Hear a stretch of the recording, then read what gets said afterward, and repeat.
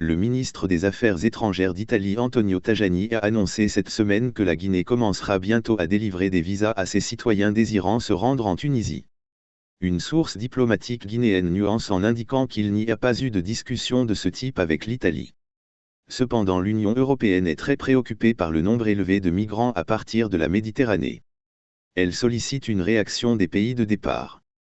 Selon certaines sources, depuis le début de cette année, plus de 85 000 migrants clandestins sont arrivés en Italie en provenance des côtes tunisiennes, soit une augmentation de plus de 360% par rapport à la même période de l'année dernière.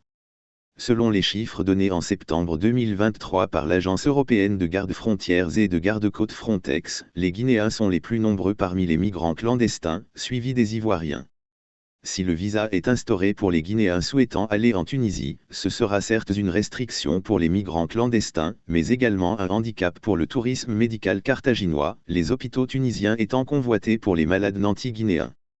Par ailleurs, ce sera le deuxième pays de l'Afrique du Nord à restreindre l'accès à son territoire aux Guinéens. En effet, le Royaume du Maroc a instauré depuis le 1er novembre 2018 une autorisation électronique de voyage pour le Maroc pour les voyageurs guinéens titulaires d'un passeport ordinaire. Cette mesure draconienne avait été prise par les autorités marocaines quelques mois après que les dirigeants du football guinéen, bien qu'étant ambassadeurs de campagne de la candidature marocaine pour l'organisation de la Coupe du monde de football de 2026, avaient voté le 13 juin 2018 pour les États-Unis /Canada /Mexique. Mais, ça c'est une autre histoire.